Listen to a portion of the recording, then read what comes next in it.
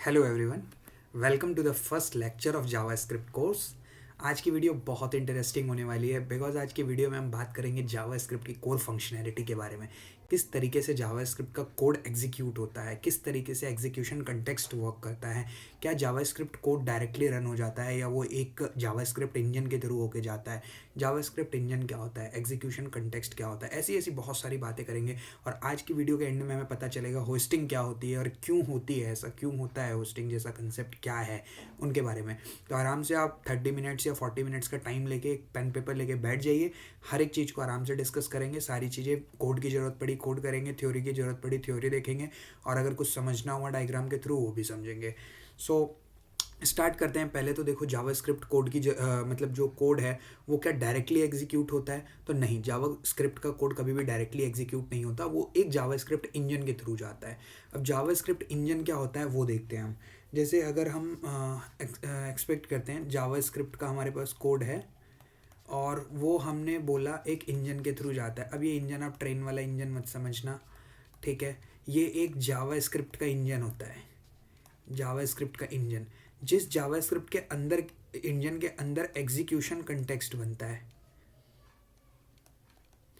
Execution context क्या होता है वो देखते हैं अब हम, जो बहुत ज़्यादा इंपॉर्टेंट है।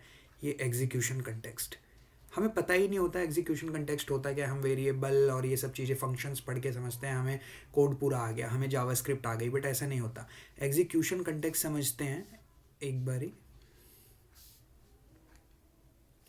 देखो, एग्जीक्यूशन कंटेक्स्ट, मैं थोड़ा फास्ट लिख रहा हूँ जिससे आपका टाइम वेस्ट ना जाए। एग्जीक्यूशन कंटेक्स्ट होता है एक तरीके का एनवायरनमेंट जिसमें जावास्क्रिप्ट का कोड एग्जीक्यूट एंड इवेल्युएट होता है। इवेल्युएट एंड एग्जीक्यूट होता है। अब वो किस फॉर्म में होता है? एग्जीक्यूशन कंटेक्स्ट के दो फेजेस होते हैं। फर्स्ट जो फेज होता है वो होता है मेमोरी क्रिएशन फेज, एंड जो अदर फेज होता है सेकंड वो होता है कोड एग्जीक्यूशन फेज। हम इसको बोलते हैं मेमोरी और इसको बोलते हैं कोड एग्जीक्यूशन, ठीक है? कोड एग्जीक्यूशन फेज, ये दो फेज में ये एग्जीक्यूशन कंटेक्स्ट वर्क करता है। अब जैसे अगर मैं एक कोड का एग्जांपल लूँ, बहुत बेसिक सा एग्जांपल, जैसे मेरे पास अगर वेर a इक्वल्स टू 5 है और मैंने कंसोल डॉट लॉग करवाया a को, तो क्या आउटपुट होगा इसका? मैं प्रिंट भी करवाता हूँ। क्या आउटपुट आया? 5 आया ना आउटपुट इसका, ठीक है। अब मुझे बताओ, अगर मैं इस कंसोल को ऊपर कर दूँ इससे, अब देखो, अब बताओ इसका आउटपुट क्या होगा? अनडिफाइंड। ऐसा क्यों? अनडिफाइंड क्यों हुआ? ये नॉट डिफाइंड क्यों नहीं आया? ये इसकी वैल्यू क्यों नहीं आई? ये जावास्क्रिप्ट जो है सिर्फ यही एक लैंग्वेज है जो इस तरीके से कोड्स को एग्जीक्यूट करता है। अब इस तरीके से एग्जीक्यूट करने का मतलब क्या? देखो, मैं एक और चीज़ आपको दिखाता हूँ। मैं इसको कमेंट कर रहा हूँ, अब रन करता हूँ, आपको ये सारी चीज़ें समझ आएगी थोड़ी देर बाद क्या हो रहा है ये सब कुछ। देखो, अब आया नॉट डिफाइंड और अनडिफाइंड। क्या ये दोनों चीज़ें डिफरेंट है, सेम है, क्या हो रहा है? ये सारी चीज़ें आपको अभी पता चलेंगी वन बाय वन। तो अभी हम एज इट इज़ कर देते हैं पहले जैसा ही सब कुछ, और अब देखते हैं जो हमारा कोड होता है ना, वो पहले आराम से समझो, बिल्कुल जल्दबाजी मत करो समझने में। अगर कुछ ना समझ आए एक बार बैक जाके देखना। अब देखो, जब भी हमारा कोड एग्जीक्यूट होता है, कोड स्टार्ट करता है जावास्क्रिप्ट के अंदर मैं बात कर रहा हूँ, ठीक है? जब भी कोड, जैसे हमारा ये वेयर था a इक्वल्स टू 5 और हमने सपोज एक फंक्शन भी बनाया, हमने फंक्शन बनाया, कोई भी ऐड बोल देते हैं, जिसमें हमने नंबर लिया एक, और इस फंक्शन के अंदर हमने एक वेर आंसर बनाया ans, जिसके अंदर हमने नम प्लस नम कर दिया बस, और इसको रिटर्न करवा दिया, रिटर्न ans, ठीक है?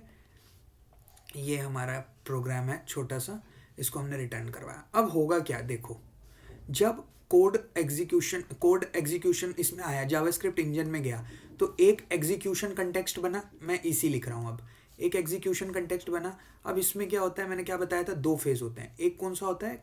मेमोरी फेज, और एक होता है कोड एग्जीक्यूशन फेज, ठीक है? अब इस कोड मेमोरी फेज में क्या होगा कि जितने भी वेरिएबल्स हैं और फंक्शंस हैं, इन सभी के लिए मेमोरी एलोकेट कर दी जाती है। ये चीज़ हमें याद रखना है। अब जैसे ये a है, वेरिएबल a, तो यहाँ पे एक a बनेगा जिसको क्या एक स्पेशल वैल्यू असाइन होगी अनडिफाइंड, क्या होगी अनडिफाइंड। अब ये फंक्शन आया, फंक्शन का नाम आया, सपोज मैं फंक्शन बोल देता हूँ और फंक्शन के बाद मैं पूरा ही सिग्नेचर देता हूँ, पूरा फंक्शन एज इट इज़ आके यहाँ पे स्टोर हो जाता है, मेमोरी एलोकेट हो जाती है पूरे फंक्शन के लिए।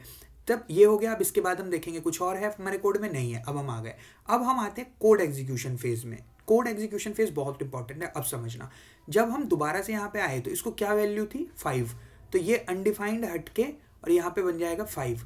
फिर इस फंक्शन में आए, हमने फंक्शन एज इट इज़ जो भी था पूरा का पूरा फंक्शन यहाँ पे स्टोर हो गया। मैं एफ लिख देता हूँ, फंग लिख देता हूँ इधर, ठीक है।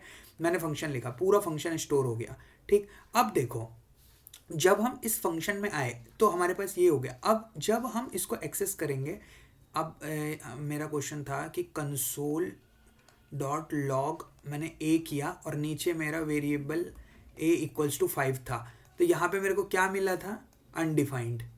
ऐसा अब आपको पता चल गया होगा क्यों मिला था अनडिफाइंड, क्योंकि जब हमारा मेमोरी एलोकेट हो रखा है, इस फेज में ही हमारे मेमोरी एलोकेटेड है और उस मेमोरी के अंदर ए की वैल्यू क्या असाइंड है अनडिफाइंड।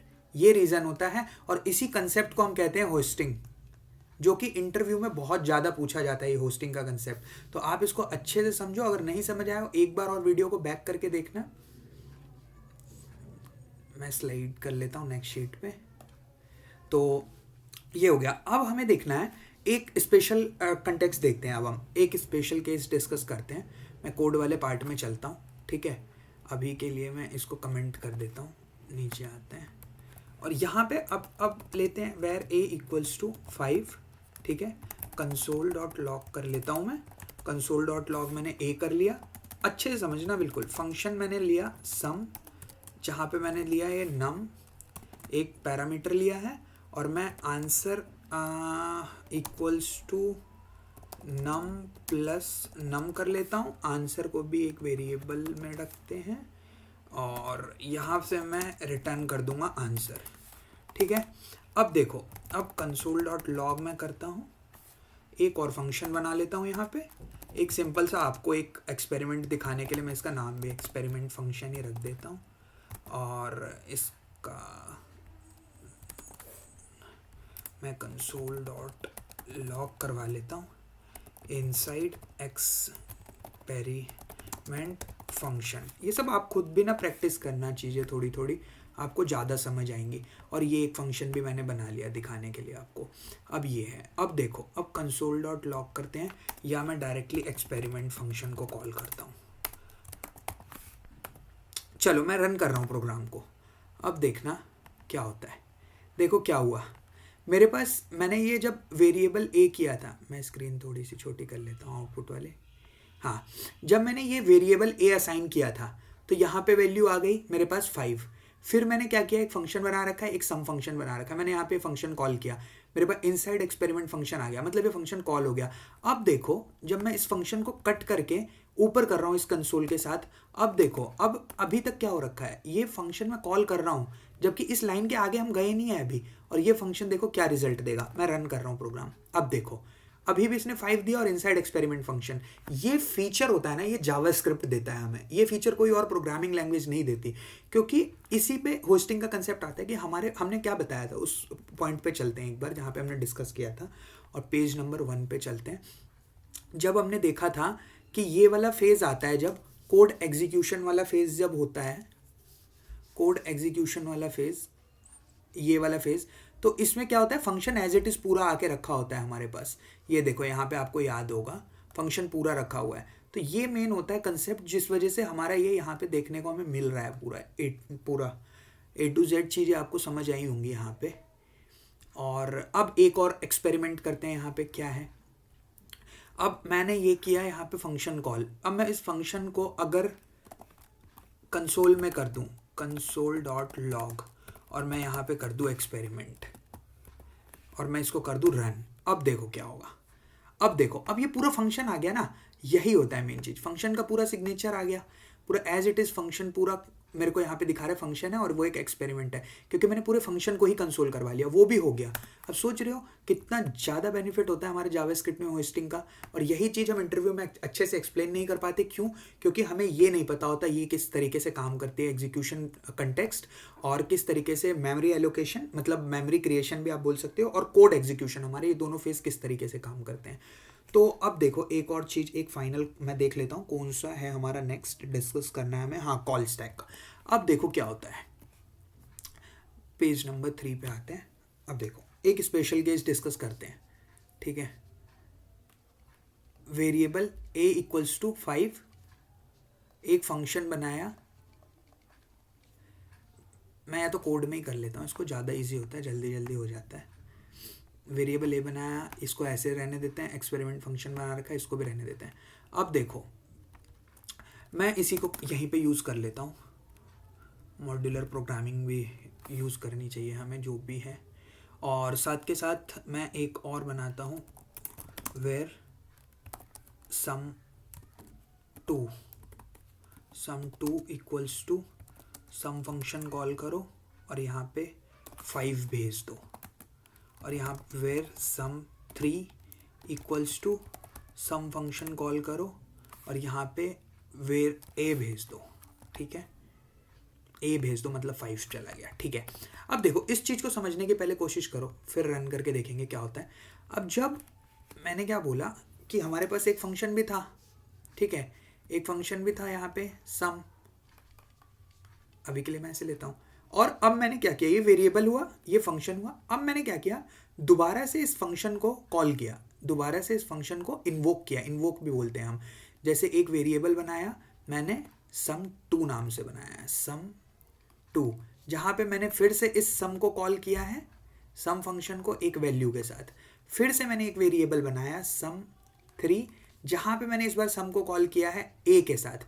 अब देखो क्या होगा, अब बहुत बड़ा कंसेप्ट आने वाला है यहाँ पे। इसको बहुत, अगर जिसने इसको समझ लिया ना, उसकी पूरी जावास्क्रिप्ट की फंडामेंटल क्लियर रहेगा कि इनसाइड से पूरा जावास्क्रिप्ट कैसे बिहाइंड द सीन काम करता है। देखो समझो इस चीज़ को। अब ये कोड हमने जब स्टार्ट किया जावास्क्रिप्ट में एग्जीक्यूट करना, क्या होगा, पहले तो एक एग्जीक्यूशन कंटेक्स्ट बनेगा, ठीक है। थोड़ा बड़ा बनाते हैं इस बार। एक तरफ मैं लेके चलता हूँ अपना कोड और एक तरफ मैं लेके चलता हूँ मेमोरी, या मैं स्वैप ही कर लेता हूँ, ये कोड मेमोरी उल्टा हो जाएगा, नहीं तो आपको कन्फ्यूज़न हो जाएगी। जैसे बताया वैसे ही बताता हूँ। ये हो गया हमारा मेमोरी एलोकेशन फेज़ और ये हो गया कोड एग्जीक्यूशन फेज़। अब देखो जब हम मेमोरी एलोकेशन फेज़ में आए तो वेरिएबल ए में हमारे पास क्या है, अनडिफाइंड, ठीक है। फिर फंक्शन आया, फंक्शन हमारे पास क्या है, सम, हमने क्या पूरा एज इट इज़ फंक्शन डाल दिया। फिर हमारे पास एक वेरिएबल आया, इस बार वेरिएबल क्या है, sum2। अब ये वेरिएबल है तो यहाँ पे भी क्या स्टोर्ड होगा, अनडिफाइंड। अभी हमें पता नहीं है क्या है। एक और हमारे पास आया sum3, क्या स्टोर्ड होगा, अनडिफाइंड। अब देखो क्या होगा, गेम अब आएगा इंटरेस्टिंग बिल्कुल। जब हम कोड एग्जीक्यूशन फेज में जाएंगे तो अब हमारे पास इस वेरिएबल का अनडिफाइंड हट के 5 हो जाएगा।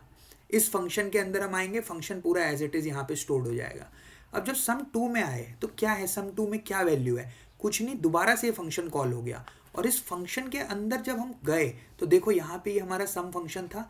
इस फंक्शन के अंदर जब हम जाएंगे तो यहाँ पे एक नम वेरिएबल है। तो फिर से जब हम इस फंक्शन के जाएंगे तो एक छोटा सा एग्जीक्यूशन कंटेक्स्ट बनेगा दोबारा से। जब भी फंक्शन इन्वोक होता है तो एग्जीक्यूशन कंटेक्स्ट बनेगा। अब एग्जीक्यूशन कंटेक्स्ट सेम तरीके से बनेगा, मेमोरी कोड। मेमोरी फेज में क्या होगा, ये एक नम है, इस फंक्शन में नम है तो यहाँ पे एक नम बनेगा जिसके लिए अनडिफाइंड वैल्यू आएगी। फिर यहाँ पे एक आंसर है तो वेरिएबल आंसर बनेगा जिसके लिए अनडिफाइंड आएगी। फिर यहाँ पे रिटर्न करना है आंसर। अब देखो इसके कोड एग्जीक्यूशन फेज में गए, अनडिफाइंड हट के क्या आया नम पे, यहाँ पे 5 आ गया। फिर आंसर में आए 5 + 5 करना है ना, यहाँ पे 5 + 5, ये अनडिफाइंड हट के 10 आ गया। और रिटर्न जब यहाँ से हम करते हैं फंक्शन से तो हम अपने इस पार्ट पे आ गए, यहाँ पे क्या 10 आ गया अब हमारा सम यहाँ पे। इस तरीके से हमें समझना है। फिर जब हम वेयर 3 में आए तो अब देखो क्या होगा, फिर से एक बार एग्जीक्यूशन कंटेक्स्ट बना, यहाँ पे मेमोरी फेज आई, यहाँ पे कोड। ये हम वो समझ रहे हैं जावा स्क्रिप्ट एक्चुअल में किस तरीके से काम करता है, अपने कोड को कैसे एग्जीक्यूट करता है। बहुत बड़ी चीज़ें समझना बहुत ज़रूरी है। अब जब इसमें आए तो फिर एक सम कॉल हुआ है यहाँ पे। पहले हमारा ये वेरिएबल सम 3 था, ये सम में हम ए लेके आए, ए में अनडिफाइंड आई। फिर ए में जब हम यहाँ चलते हैं, क्या भेजा है हमने, ए भेजा है। ए की वैल्यू क्या है 5, तो ये 5 हो जाएगा कोड फेज में। फिर रिटर्न करेंगे तो यहाँ पे 5 आ जाएगा। अब देखो पूरा प्रोग्राम का हमारे पास फाइनल आंसर आ चुका है। इस तरीके से जावा स्क्रिप्ट रन करता है। तो ये एक एडवांस लेवल का कंसेप्ट है जावा स्क्रिप्ट में, जो हमें समझना बहुत ज़्यादा ज़रूरी है। बेसिक हमने थोड़ा सा ऊपर देखा था, ये छोटे वाला प्रोग्राम, और ये जो समझ जाएगा ना, ये पूरा एग्जीक्यूशन कंटेक्स्ट वो है। अब आप सोच रहे होगे इतने सारे एग्जीक्यूशन कंटेक्स्ट बन रहे हैं, बनते जा रहे हैं। ऐसे तो बहुत सारे फंक्शंस होते हैं, मेंबर फंक्शन जो उसके अंदर होते हैं हमारे प्रोग्राम के अंदर, तो कैसे मैनेज होगा। तो इसी के लिए हम यूज़ करते हैं कॉल स्टैक, जिसमें एक ग्लोबल कंटेक्स्ट बनता है, उसके बाद सभी कंटेक्स्ट बनते जाते हैं, और स्टैक होता है ये एक, जो भी लास्ट इन होता है वो फर्स्ट आउट होता है। तो इस तरीके से पूरा हमारा ये कॉल स्टैक वर्क करता है। कॉल स्टैक किस चीज़ को मैनेज करता है, हर एक एग्जीक्यूशन कंटेक्स्ट की एंट्री और एग्जिट को मैनेज करता है पूरा। तो ये हम देखेंगे भी किस तरीके से सारी चीज़ें मैनेज होती है। तो अब आपको पता लगा होगा कि जावा स्क्रिप्ट कैसे एक सिंगल थ्रेडेड लैंग्वेज है। सिंगल थ्रेडेड का क्या मतलब होता है कि 1 by 1 line by line code को एग्जीक्यूट करना, ठीक है। ये आपका क्लियर कंसेप्ट है। और हमने देखा एग्जीक्यूशन कंटेक्स्ट कैसे काम करता है, हमने देखा एग्जीक्यूशन कंटेक्स्ट के जो 2 फेज हैं उनको देखा, और उनके ऊपर एक्सपेरिमेंटल बात भी की, कोड भी किया और चेक भी किया किस तरीके से आउटपुट आता है। और हमने देखा कॉल स्टैक का क्या काम होता है, जो एग्जीक्यूशन कंटेक्स्ट है लोकल और ग्लोबल सभी को मैनेज करना। एक ग्लोबल बनता है फर्स्ट, उसके बाद लोकल एग्जीक्यूशन कंटेक्स्ट जितने भी बनते रहते हैं हम उनको डालते जाते हैं इसमें कॉल स्टैक में जावा स्क्रिप्ट। और उसके बाद 1 बाय 1 आपको पता है लीफो पे काम करता है, last in first out. Stack LIFO पे काम करता है, लास्ट इन फर्स्ट आउट। तो जो भी एग्जीक्यूशन कंटेक्स्ट आया, जो बाहर निकला, जब हम रिटर्न कर रहे थे ना आंसर, यहाँ से रिटर्न कर रहे थे ना, तो वो एग्जिट होके एंड हो जाता है वो। तो यही था आज की वीडियो के लिए। और नेक्स्ट वीडियो में हम ट्राई करेंगे कि जावा स्क्रिप्ट का थोड़ा डिटेल लेके आएँ, होस्टिंग के ऊपर और ज़्यादा बात करें, डिस्कस करें। और अगर आपको आज की वीडियो में कुछ भी डाउट हो, कुछ भी आपको इशू लग रहा हो या कुछ और जानना हो इस वीडियो में इतने टॉपिक तक में, तो आप प्लीज़ मुझे कमेंट कर देना। और आप, ये मैं टास्क छोड़ रहा हूँ, आप बताएंगे इसका आउटपुट कैसे प्रिंट करना है हमें, और जिसका भी आंसर आ जाए आप प्लीज़ कमेंट कर देना मुझे। ओके, अगर वीडियो आपको इन्फॉर्मेटिव लगी हो तो आप इस वीडियो को लाइक कर देना और चैनल को भी सब्सक्राइब कर लेना, क्योंकि अब पूरी जावा स्क्रिप्ट आपको मैं इस पे बताऊंगा। जितनी आपको रिएक्ट और नोड.जेएस तक शिफ्ट करने के लिए ज़रूरत है, वो सारी जावा स्क्रिप्ट और इवन एडवांस लेवल तक की मैं पूरी कवर करवाने वाला हूँ 1 बाय 1 वीडियोज़ में। तो अपकमिंग वीडियोज़ के लिए रेडी रहिए, इतनी जावा स्क्रिप्ट बिल्कुल पढ़ के रेडी रहिए नेक्स्ट वीडियो के लिए। बाय बाय, मिलते हैं नेक्स्ट वीडियो में।